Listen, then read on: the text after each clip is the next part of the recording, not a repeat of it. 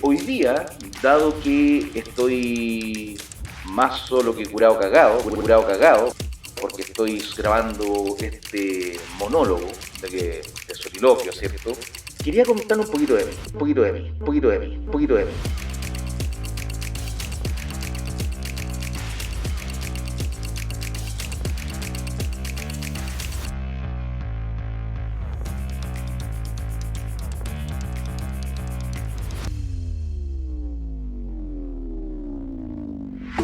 Cineclub es un podcast patrocinado por... ¡Nadie! Si nadie paga, pero somos independientes. Cierto, pero puedes regalarnos un café en Buy Me a Coffee, seguirnos y dejarnos comentarios en nuestras redes y puedes recomendarnos a más amantes del cine.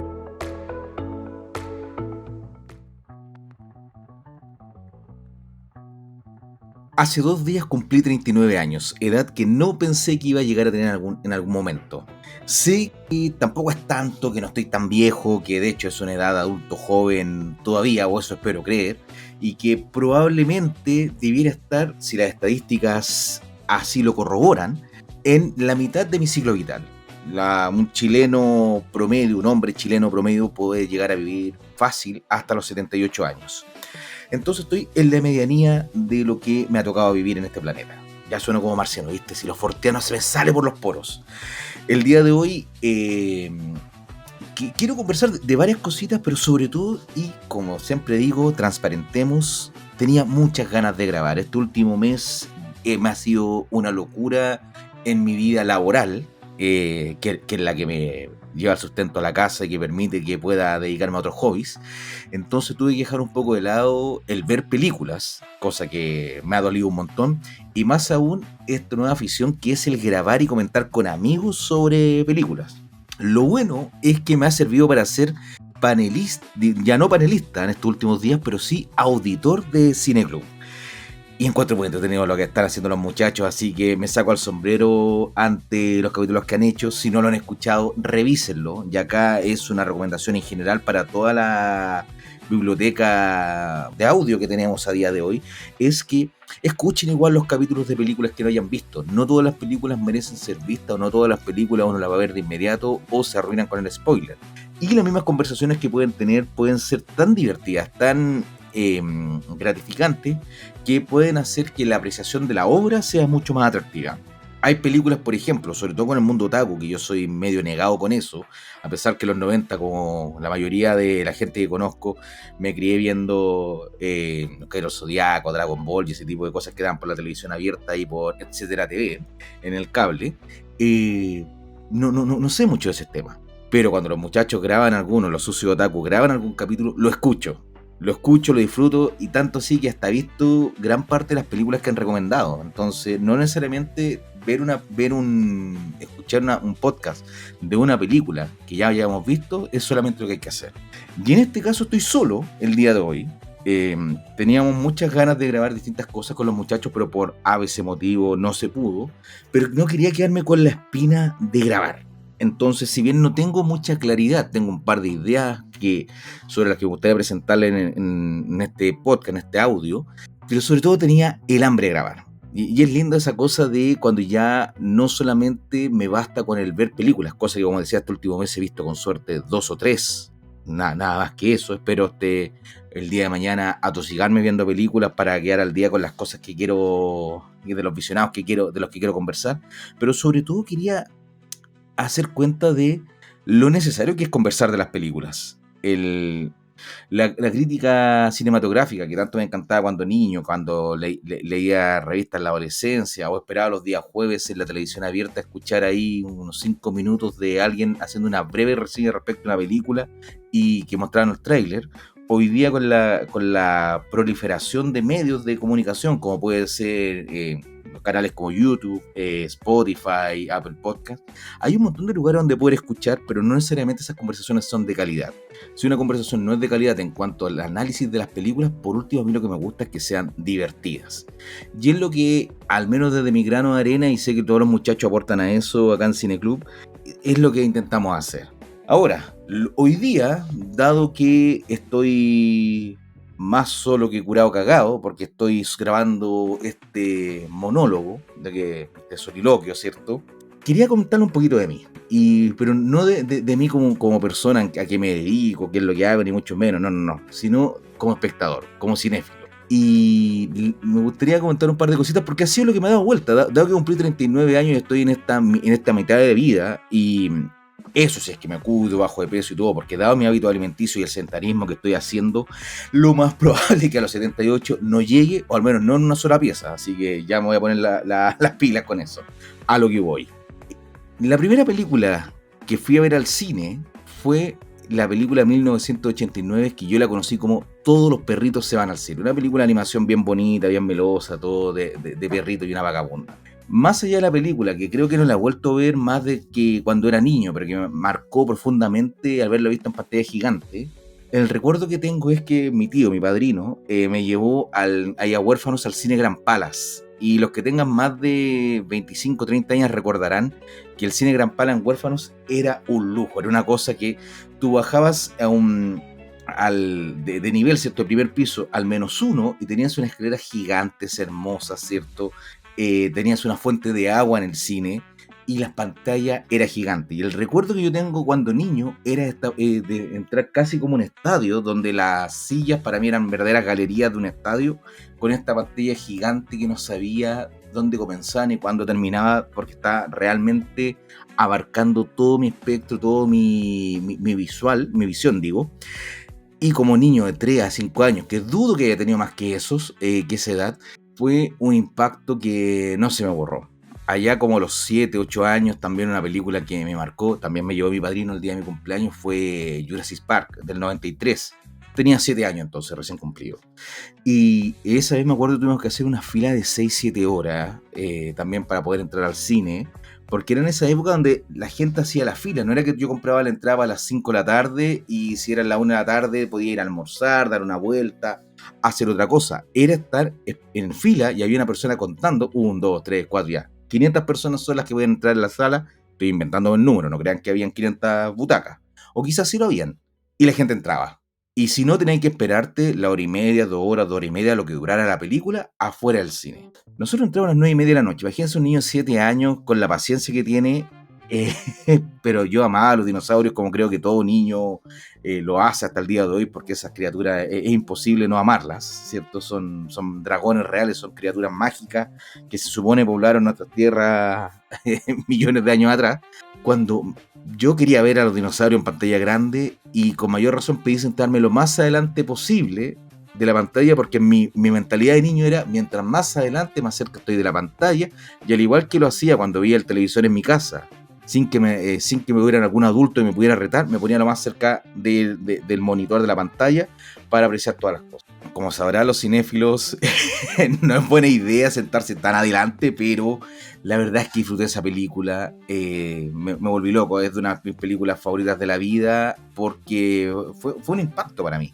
De partida fue la primera vez que mira cómo estoy hablando. Fui completamente consciente de lo que era la música, la banda sonora en las películas. Comentándolo después en la casa con un tío que sabía muchas cosas para ese tiempo, me decía que efectivamente había gente que se dedicaba a hacer música y que la música a mí tanto me había encantado de Jurassic Park. Estoy hablando de época pre-internet. Estaba hablando de 93, 94, que habría tenido esta conversación a los meses después de haber visto esta película, que había un señor llamado John Williams que había hecho la música de esa película. Entonces yo guardé ese nombre de John Williams, quien no sabía que otra cosa más había hecho, y con el tiempo, cuando empecé a ver películas ya conocidas por todos, como Indiana Jones, todas las de Spielberg, ¿cierto? Y aparecía John Williams, empecé a hacer ese nexo de que habían personas que hacían música, tenían un estilo que más encima trabajaban con otras personas que me gustaban.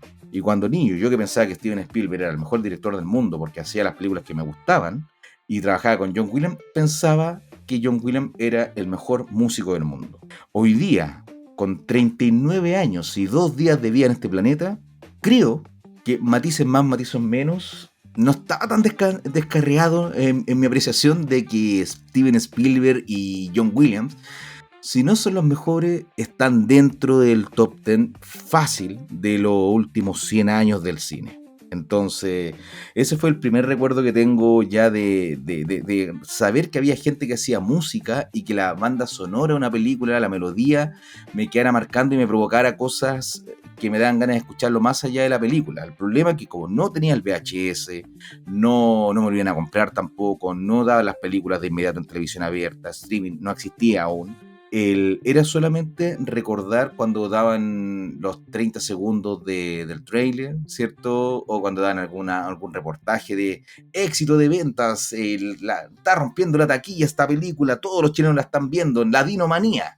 Que eso en los 90 también hubo varios hijos bastardos de Jurassic Park, dada la boda de los dinosaurios, y ahí uno podía escuchar esos 30 segundos, 15 segundos de esa melodía tan maravillosa que nos regaló John Williams. También debo asumir, y mi tío siempre se acuerda y se muere la risa, que este Marco de 7 años, sentado en el cine ahí, flaquito, cual papelucho, todo nervioso, la escena que más me dio miedo durante muchos años, y que fue la primera vez que me asusté tanto porque me decía no podía apartar la mirada de la pantalla, es la escena de los Velociraptors y la cocina. Y claro, hoy día lo pienso adulto, qué efectiva es esa escena, qué bien hecha está. Es una escena que se han replicado montones de veces. Cuando ya un poquito más grande, a los 14, 15 años, fui a ver el Señor de los Anillos y aparece la escena de ese orco troll, Trasgo, no recuerdo el nombre de la criatura, en las minas de Moria, y hace su movimiento de cámara y están los juguetes escondidos. Cuando vi eso dije, esto me pone igual de nervioso que cuando vi el tema de los Velociraptor. Cuando niño, y eso es lo que quería ir también en un principio, yo me tapaba la cara, me tapaba los ojos, porque me daba terror ver a esos Velociraptors moviéndose ahí que se podían comer a los jovencitos, a los niños de la película. Y mi tío me obligaba a ver porque decía, estuvimos 6 horas esperando para poder entrar a ver esta película, pagamos la entrada, hinchaste que querías verla, ve la película.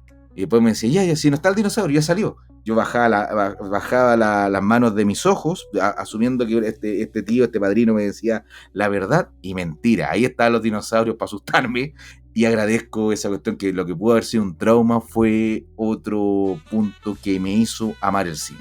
Otra de las películas que me hizo amar el cine hasta el día de hoy, y yo diría que esa es mi zona de confort. O sea, cuando tengo un mal día, estoy cansado, casi cuando tengo un día de mierda, donde casi uno quiere corbatearse, donde siempre vuelvo es a mi primer gran amor del cine, que es Regreso al Futuro. Idealmente inclusive con ese doblaje latino, donde todos hablan así un poquito como medio exagerado, el doc y todos, y sobre todo los secundarios.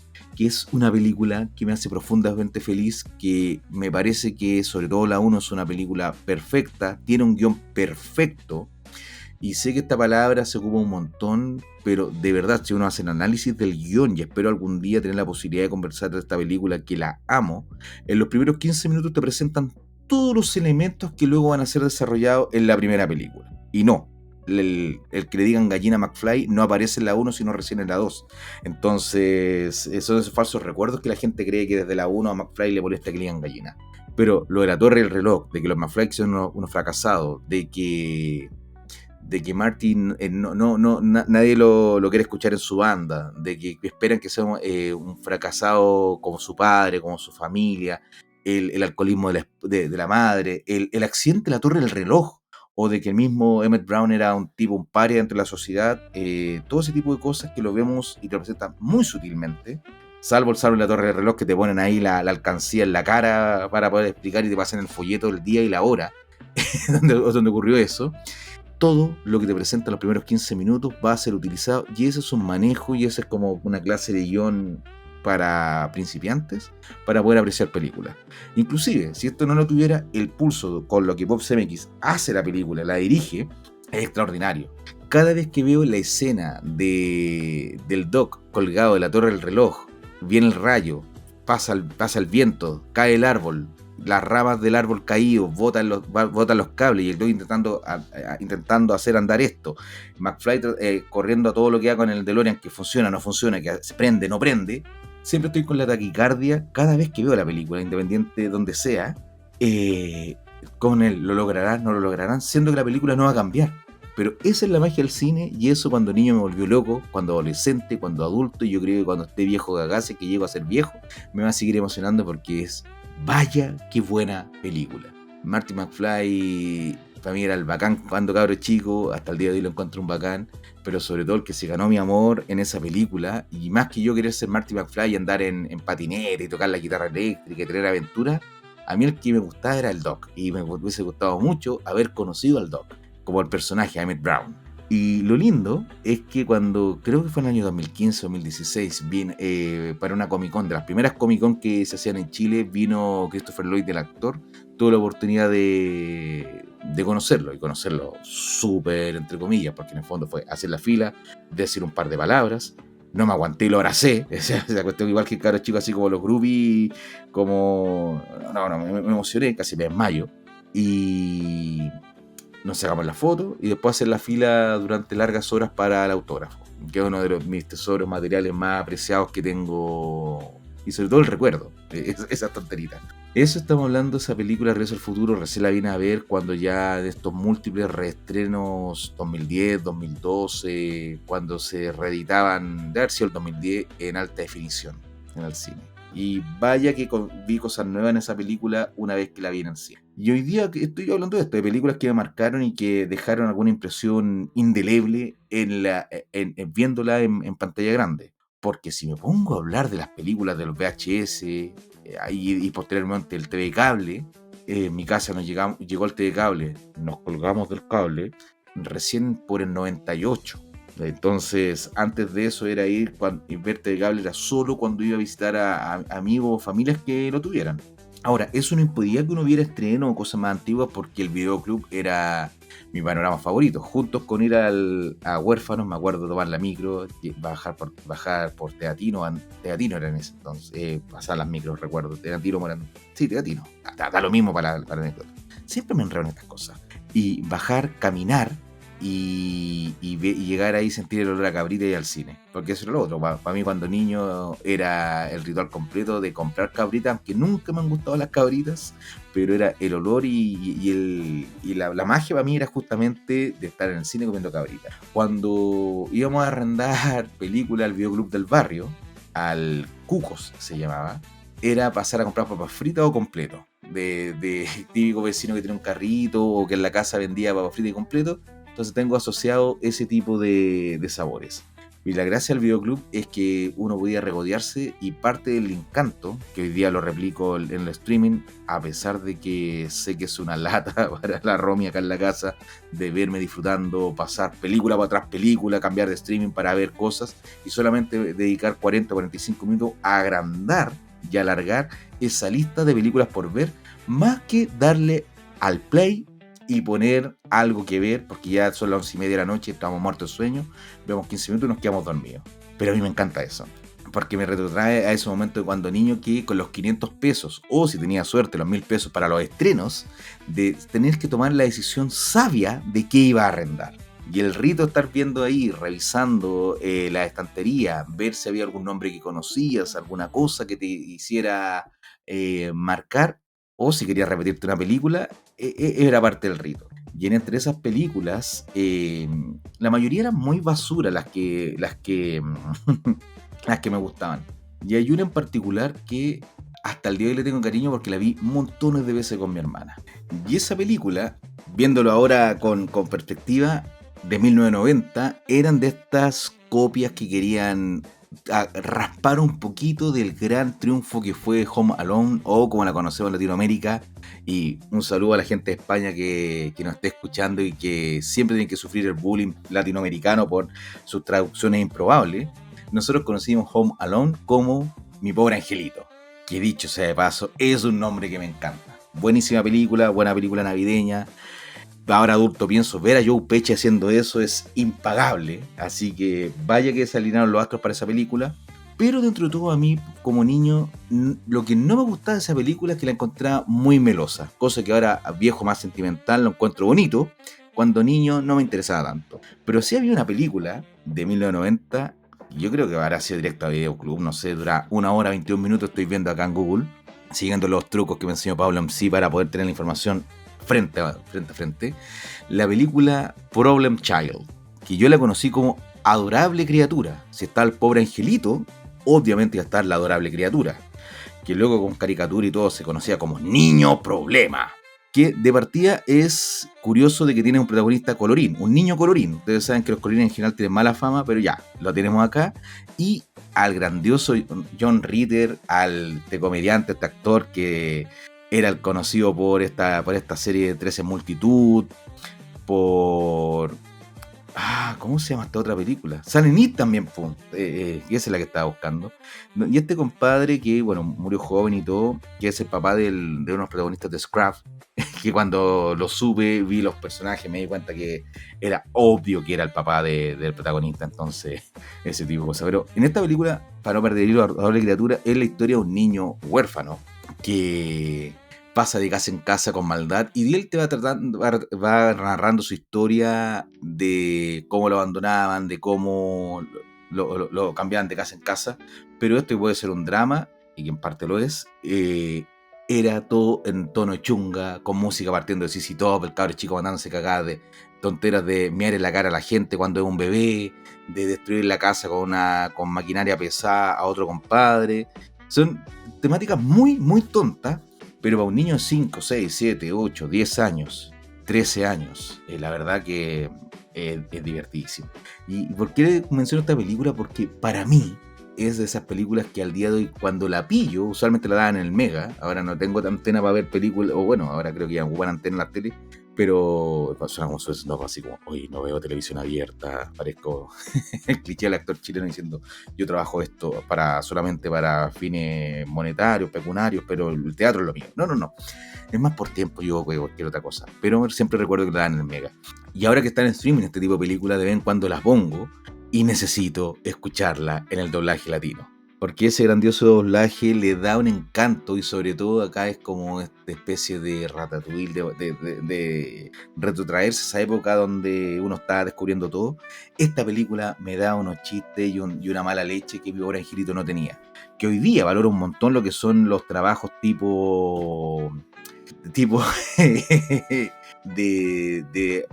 poner dominó sobre dominó para que haya este movimiento, este efecto, valga la redundancia, dominó de que van cayendo cosas y acciones en mi pobre angelito. En esta película no lo tiene, no es tan sofisticada, pero tiene una mala leche que me gusta. Y hay un personaje que yo no sabía por qué me da tanta risa, y después con los años adultos vine, y ya viejo, vine a cachar qué portentado cómico era, que es Gilbert Gottfried, que después también supe que el que le hace la voz al loro en Aladdin, la película animada, que es un tan chistoso, con una cara tan expresiva, que tiene uno de los mejores chistes sobre el 11 de septiembre, muy desubicado por lo demás, que no lo voy a mencionar acá, pero si ustedes buscan en Google van a saber que el tipo tuvo una especie de cancelación porque hizo un chiste y ahí partió con el too soon porque había sido muy pronto.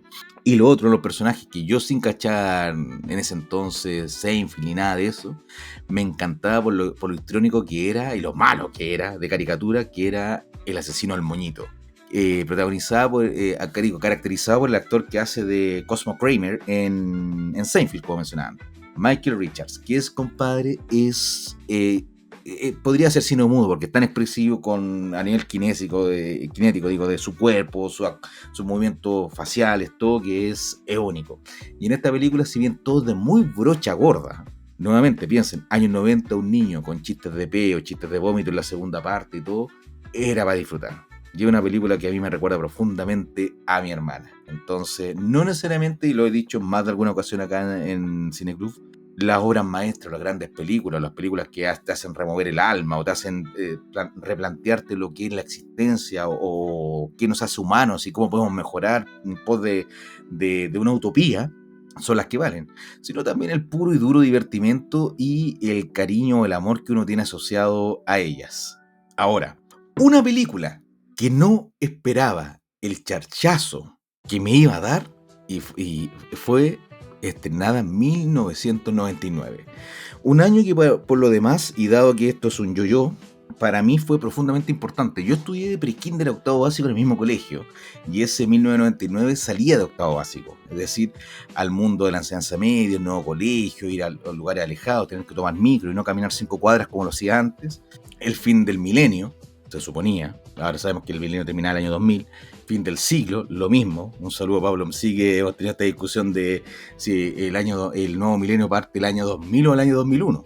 Respuesta corta, parte el 2001, pero la convención el año 2000. Da lo mismo esto para lo que estoy hablando, sino más bien de quiero poner en este contexto y quienes hayan vivido eso se lo saben. 1999 era el fin del mundo, supuestamente, venía después el Papa Negro, venían los extraterrestres, como que todo era inminente y todo se iba a acabar. Y hoy día uno ve, no sé, esta anedonia o este estrés del fin de milenio en películas como Belleza Americana, en Matrix, en El Club de la Pelea, algo de eso hay en Dark City también, donde tenemos todas estas cosas donde no sabemos lo que es real por un lado, o si nos tenemos que conformar con lo que vivimos, ya sea en algo más realista o más ciencia ficción. Pero ese año fue bien importante y fue el año donde yo empecé a ir al cine sin adultos. Iba con algún compañero, algún amigo, juntábamos plata y los días miércoles por 500 pesos entraba ahí al cine o por 1000 pesos, no recuerdo, Gran Palas. Y ese año recuerdo muy bien que fui con mi tío después de mi cumpleaños. Él siempre me llevaba para mi cumpleaños al cine, porque es una tradición que teníamos a lo largo de años, que era mi tío padrino que mencionaba, que me llevó a ver la primera vez Todos los perritos se van al cielo, y que también me llevó a Fantasylandia, así que alguien que le tengo mucho cariño. Y se había estrenado recién lo que eran estas multisalas muy modernas, estilo Estados Unidos, como los que veíamos en las películas, que se ponían frente a la vitrina y habían 30 películas dando, que era el multicine del Cine Hoyts de Huérfanos, con una mampara preciosa, con luces, con todo muy topísimo, con ese olor a cabritas, pero con un toque caramelo. Podías pedir las saladas si era más exótico, cosa que llamaba mucho la atención. Y fuimos, y con sonido Dolby Digital. Entonces vamos a ver esta película que es Matrix. Yo he visto un par de trailers así como súper a la ligera en los noticiarios, como comentaba, y veía esta película que no entendía por qué a veces el suelo se ponía blanco y luego cuando la gente se quedaba quieta y aparecían como estantes con armas alrededor, o aparecía un edificio en los pies. No entendía nada, pero como había tanto bombo, la película se estrenó en abril en Estados Unidos, yo al menos yo la vi en junio en Chile. Veo esa película. Los primeros minutos, me acuerdo, no sabes de qué se trata, no sabía nada. Imagínense entrar a ver esa película virgen.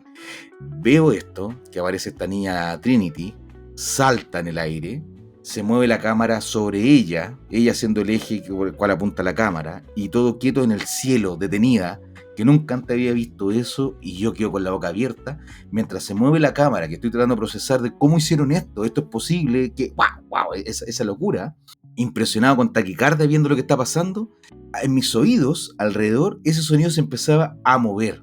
Ya no era el sonido típico que si ustedes van a estos cinearte o estas salas que hacen una tremenda labor, las salas independientes de cine de Chile, el Normandí, el Biógrafo, el Cinearte Alameda, los más conocidos acá en Santiago, donde ponen usualmente los parlantes adelante, entonces tienen este sonido estéreo y va a veces hasta chicharriento. Por suerte ya no, pero en los 90 y 2000 yo recuerdo muy bien que eran así. En cambio acá tenía un sonido pulcro, donde cada parlante te da esta sensación que te envolvía, y al mover la cámara con Trinity flotando, ¿cierto? En este tiempo imposible, este bullet time, que después vinimos a conocer que se llamaba, el sonido me envolvía. Se detiene la cámara donde había partido y la patada de Trinity a la policía, al carabinero. Cae volando, corre por las paredes, le disparan. Y ustedes ya saben toda esta situación, este correr por los techos como si fuese la película Vértigo de Hitchcock, que en ese entonces no la había visto, no la cachaba, entonces para mí no fue como, oh, esto lo vi antes, no. Después cuando vi Vértigo, esto me recuerda mucho a Matrix. Y es una tontera también, lo mencioné la otra vez. Yo soy ambivalente con decir Matrix, que es como la conocí, o Matrix, como si únicamente he aprendido a mencionarla, pero da lo mismo. Esa película me voló la cabeza. Fue de las experiencias más grandes que he tenido en el cine hasta el día de hoy, de que yo salí, como hoy día existen los memes, creyéndome Neo, adoptando su personalidad. Y sobre todo me llevó un mensaje que me anduvo jodiendo la mente hasta el día de hoy, como ustedes auditores han escuchado algunos de mis capítulos, algunas intervenciones en los capítulos grupales, donde yo quedé rayado con el tema de la percepción, la realidad, las metáforas y todo cuanto hay. Y esa fue como una de las múltiples puertas de entrada que tuve en su momento para estudiar parte importante o dedicar mis horas de lectura y de información y de conocimiento a lo que me he dedicado estos últimos 26 años, del 1999 a 2025. Entonces, es una película que amo. Me la compré en VHS pirata al día siguiente que salió, me acuerdo, fui a comprar al precio separador en Regoleta. Cuando salieron las secuelas, las fui a ver al cine sagradamente, quise que me gustaran. Ahí entendí a la gente con el episodio 1 de Star Wars, que si bien yo vi las películas, nunca fui fanático. Ya adulto, a los 27 años, 28 años, vine a realmente apreciar las películas por lo que son, pero no tengo ese componente emocional que la gran mayoría de la gente tiene. Entonces a mí no me rompieron el corazón con la secuela sin alma que han hecho, por si acaso.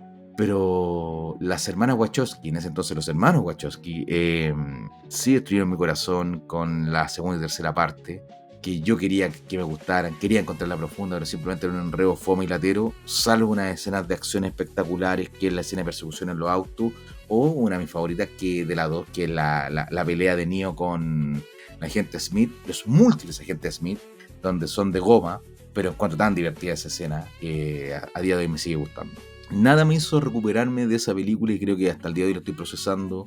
He pasado por el ciclo de decir, no, si la película no es tan profunda y es más simple de lo que parece, simplemente porque pone unos nombres que son evocadores, nosotros revestimos significado, este significante vacío. Las pelotas. Matrix como película de acción es más buena que la cresta y como puerta de entrada para filosofía, por muy barata que sea lo que te presentan ahí, es buena. ¿Por qué? Porque las preguntas que plantea, que fueron planteadas y presentadas inicialmente por filósofos de mayor investidura, ya eran buenas. Entonces, no importa quién es el mensajero que dé la pregunta de qué es real o qué no es real, o quiénes somos, ¿cierto? O si existe el libre albedrío, o si existe el destino, o si somos seres ya limitados, o somos en acto y en potencia. Todo ese tipo de cosas están en esta película. Pero por envoltorio, porque como divertimento propiamente tal, es excelente. Con los años vine a saber que Ghost in the Shell fue una inspiración de la cual bebieron y copiaron de muy buena manera. Y qué bueno la gente cuando copia bien. El cómic Los Invisibles de Grant Morrison, de Editorial Vértigo, de una subsidiaria de DC, los 90, que es un cómic de puta madre. Imperfecto como el solo, con un final que no se logra entender muy bien, con problemas con la ilustración en algunos casos, con historias que no van a ninguna parte. Pero es un cómic tan imperfecto, pero tan bueno, que también trata muchas de las cosas y se sabe que las Wachowski en los 90 pasaban este cómic, entre otras cosas, para mencionarle a la gente lo que querían hacer. Con el tiempo, un año después, año 2000, cuando hablaba con gente más cinéfila, con un tío, y le decía, no, es que Matrix es la mejor película del universo, es la novena maravilla del mundo, no hay nada mejor que esto. Me decía, sí, mira, es buena, pero te recomiendo Dark City, del Alex Proyas, salió un año antes. Ya, vi la película, me encantó, pero no encontraba tan buena como Matrix. Con el tiempo me ha ido gustando un montón la película, le encuentro todos los valores, el corte del director es de los pocos cortes del director que es mucho mejor que la estrenada en cine, pero la del 99 Matrix sigue siendo una de mis películas favoritas por siempre. O sea, y la 4, voy a hacer un pequeño comentario, esta nueva versión con Keanu Reeves que no pega patada y que se ve fea la película y todo, los primeros 15 minutos la amé, porque después, obviamente, haber visto Matrix crecer, ser adulto, todo, caché quién era Philip K. Dick, leí mucho y me fui a las bases que inspiraron la película. Entonces, cuando voy a ver la cuarta parte, y noto todos esos elementos de los primeros 15 minutos, digo, entonces esta película en realidad existió, no existió, este tipo está dentro de la... Y todo no saber qué está pasando ahí, me encantó. La película luego no se toma en serio, lo cual agradezco. Se empieza a desinflar, lo cual no me gusta mucho. Me carga que no tenga las escenas de acción que yo andaba buscando, pero creo que es mucho más digna, tal vez, que la segunda y la tercera. Ahora, agregando otro paréntesis, y creo que lo he dicho en más de alguna ocasión, las animaciones que hicieron, los animes que hicieron sobre el mundo Matrix para ser bisagra entre la del 99 y la del 2003, que es la 2 y la 3, ¿cierto? Que son Animatrix, es una hueva que debe ser lo mejor que se ha hecho desde la película original. Esa cosa el segundo renacimiento, donde te cuenta como en tono bíblico de cómo fue la rebelión de las máquinas frente a los humanos, es una cosa que parte 1, parte 2, no sé, deben ser 12 minutos, 20 minutos entre ambas cosas. Es espectacular y tiene todo lo que yo hubiese querido ver en otras películas. Y una de las cosas que también ya lo hemos hablado a propósito de Star Wars, de estos universos que en vez de expandirse se construyen en sí mismos, donde todos son primos de todo y todos son conocidos de todo. En este anime lo que te hacen es expandir el mundo a otro tipo de cosas, siempre en el pie de lo que es la idea de esta simulación generada por computadores.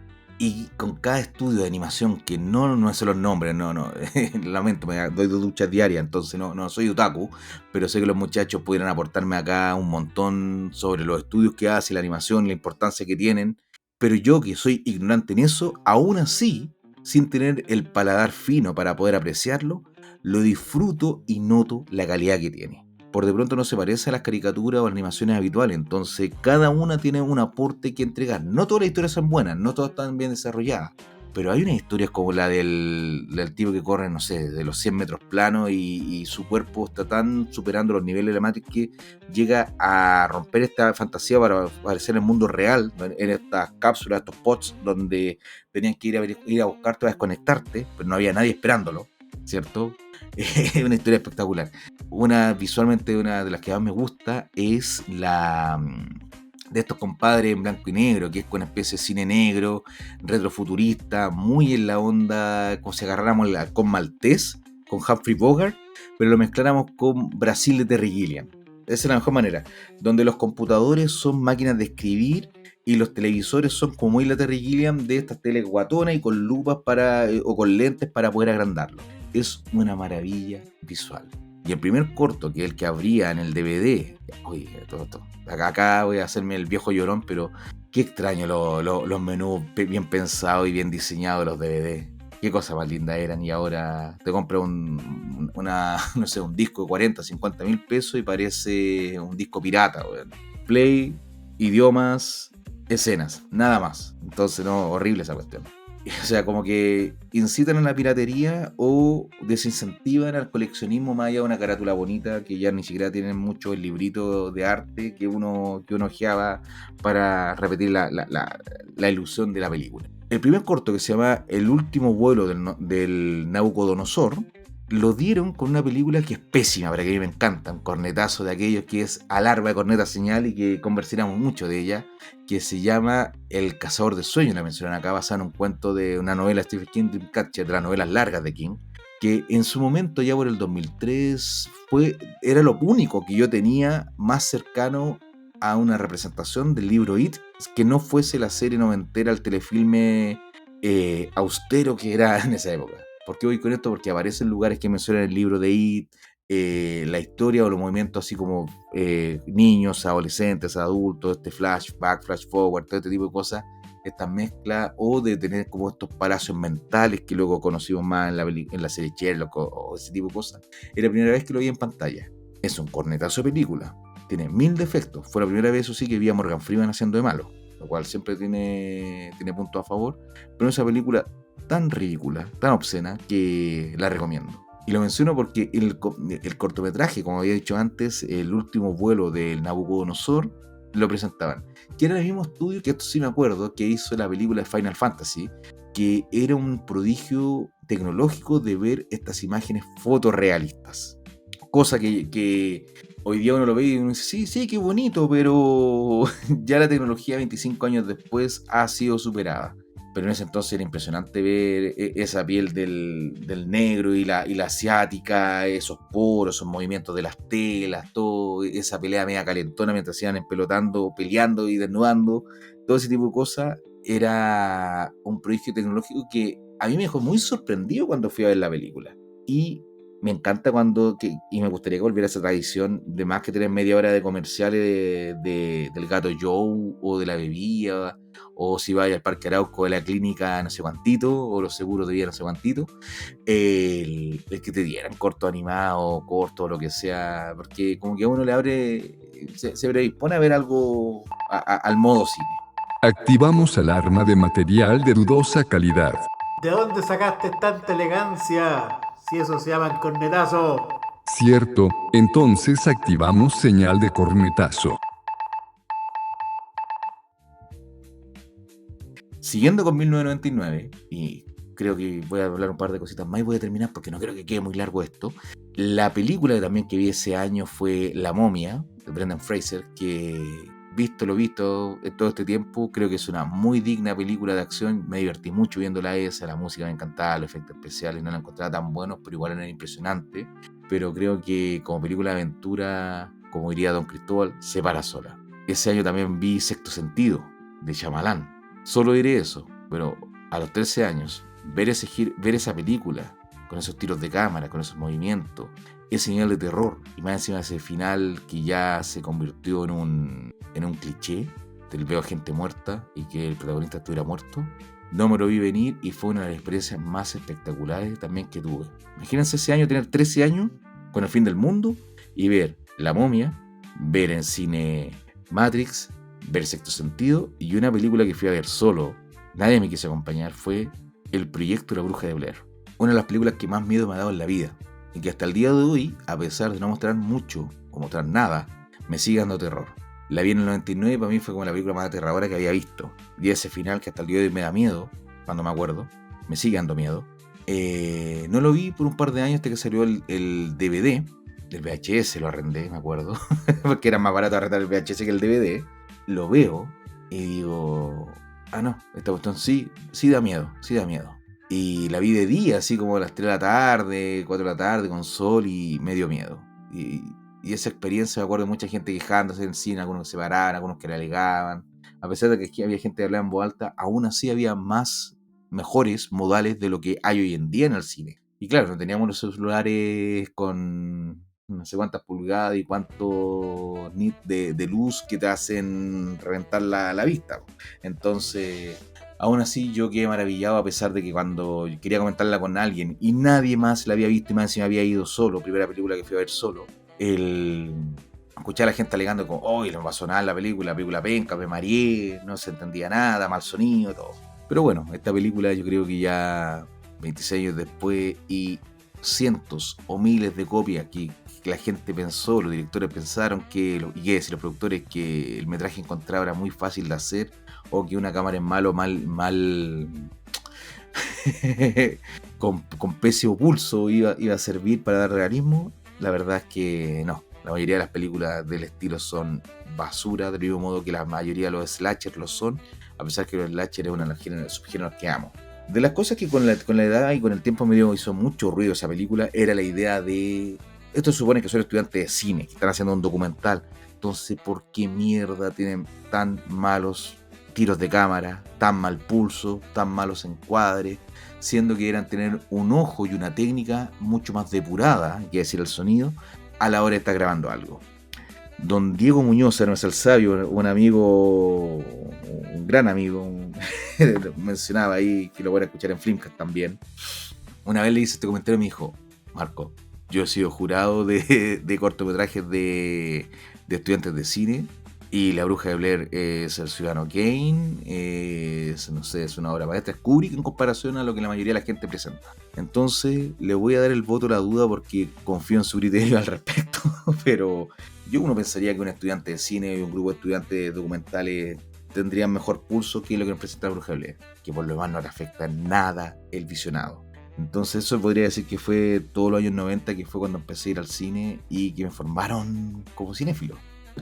Ahora, esto no es año por año, entonces, salvo El Señor de los Anillos, que fue una cosa que me impresionó a nivel de efectos especiales, masividad, y creo que a todo el mundo le pasó lo mismo, quiero hablar del año 2010, con una película que creo que es lo mejor de ese año y del 2000 en adelante, si no es la mejor, es la segunda mejor, del año 2010, de David Fincher, de Social Network, que es una película que cuando la vi me pegó, fue una locura también. Esos guiones rápidos, no procesé mucho la dirección, ni los tiros de cámara, ni la edición, nada. Fue una cuestión así como a la vena. Fue un mazazo cuando me supe reponer.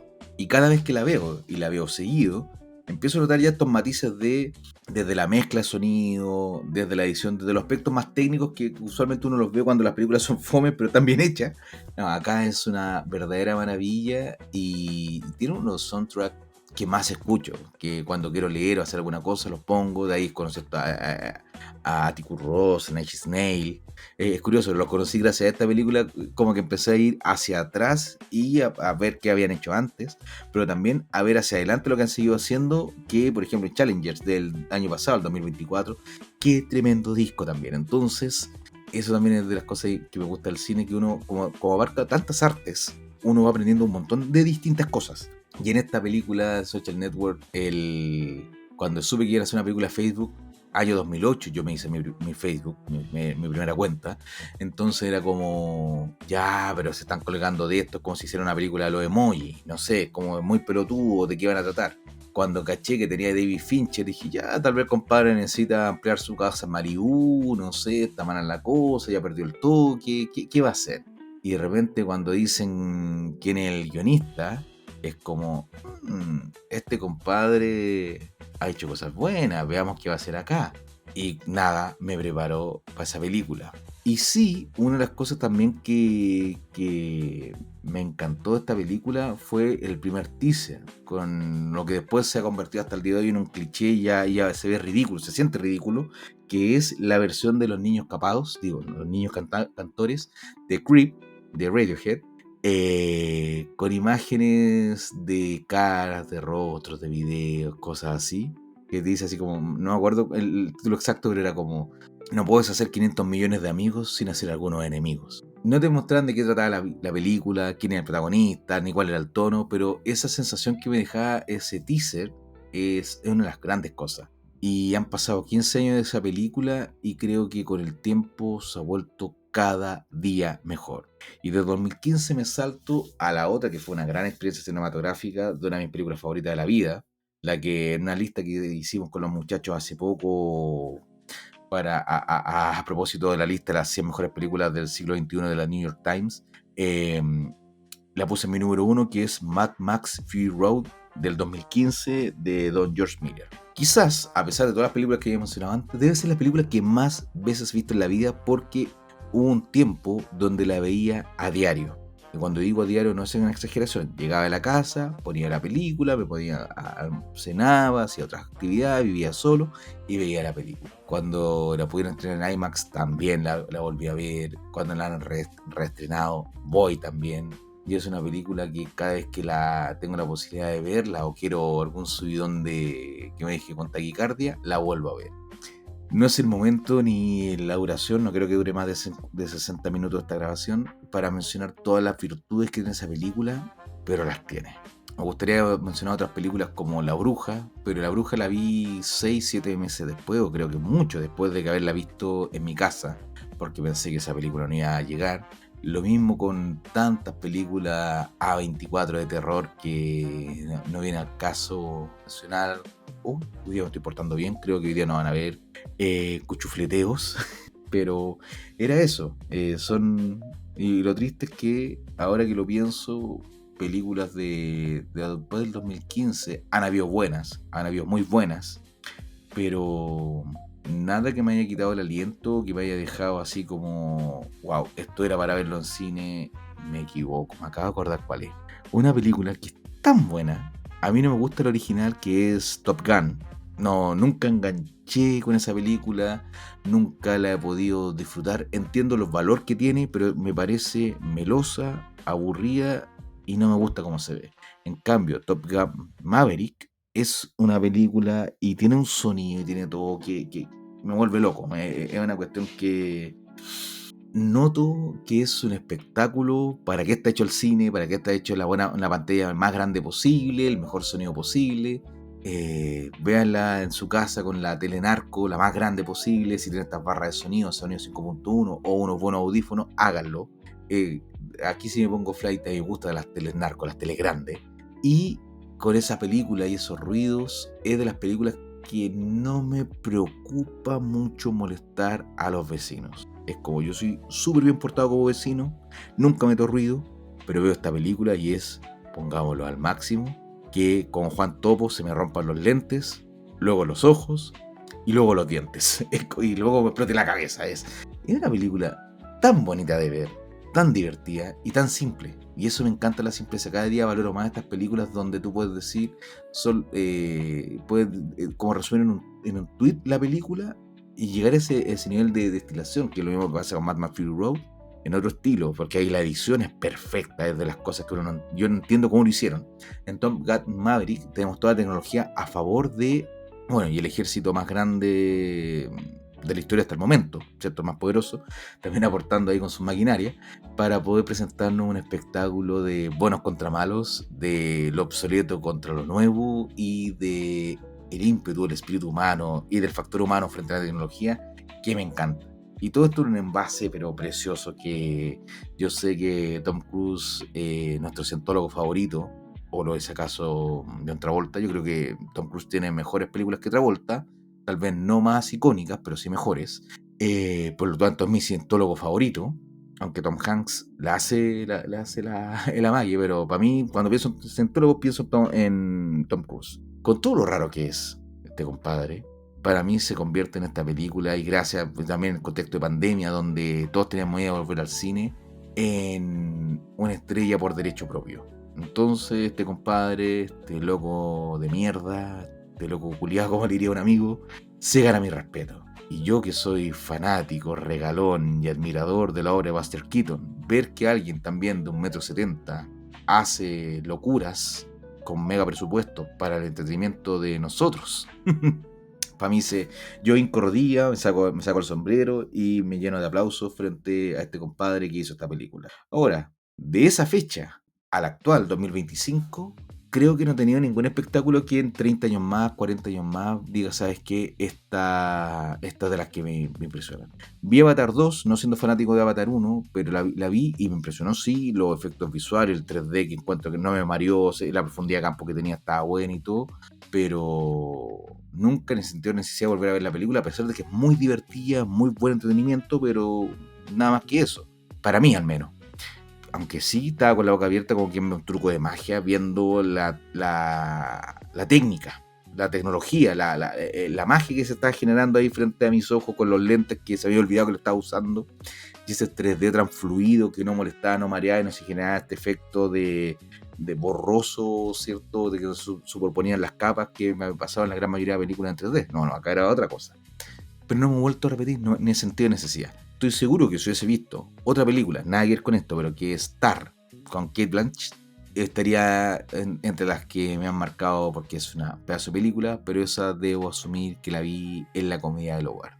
Entonces, para no hacer más largo esto, y dado que ya pasaron los 2 días de cumpleaños, sino que ya pasó medianoche, y siendo medianoche prefiero terminar esto, quiero que ustedes también coméntenos en los comentarios de Spotify, coméntenos en los comentarios de Instagram, de YouTube, como los muchachos Yocto lo hacen ahí, un abrazo a la distancia a nuestro amigazo. ¿Qué películas les marcaron en el cine?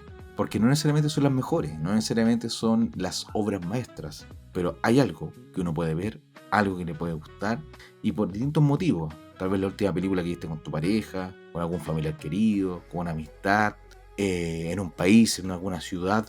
Y esos elementos son los que nos hacen vibrar como cinéfilos. Si no, todos veríamos las 10 mejores películas, las 100 mejores películas, las obras maestras, o nos compramos un libro que diga las 1000 mejores películas que hay que ver antes de morir y nos ceñimos a eso.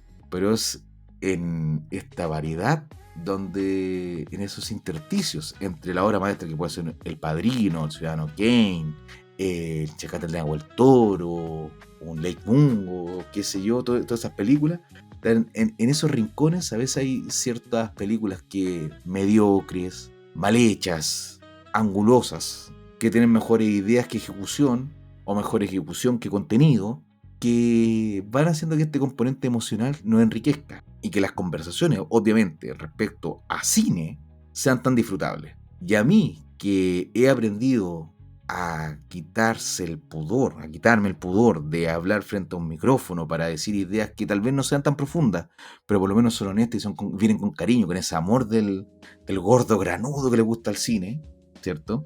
También me gusta escucharlas. Entonces, así como este último mes, por temas laborales, no había podido participar y he sido un ferviente auditor de Cineclub, a nosotros nos encanta, ya no solo por mí, sino al grupo completo, cuando, no sé, la gente nos comenta, la Marixa, el Alderete, hay Rodrigo también, hay gente nueva también que nos está escribiendo, que nos compartimos sus comentarios. Y muchos nos dan recomendaciones de películas que entran a la lista y teniendo el tiempo las vamos a ver. Entonces, para terminar, lo que les voy a pedir es que si conocen algún cinéfilo o alguien que les pueda interesar nuestro contenido, compártanlo.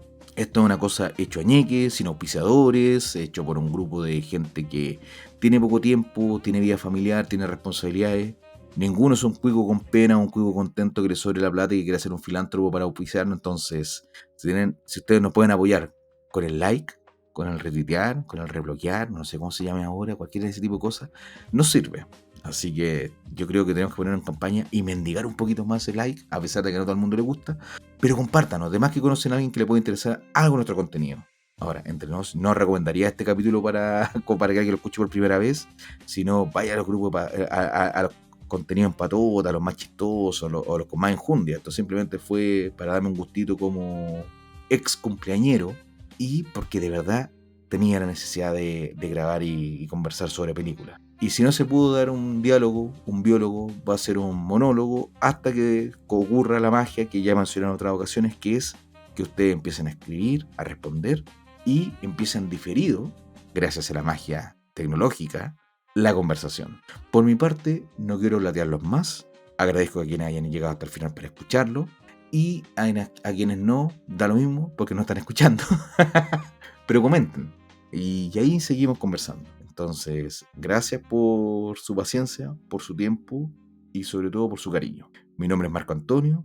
Muy buenos días, muy buenas tardes, muy buenas noches. Hablamos y nos oímos en otra ocasión. Y espero que acompañado.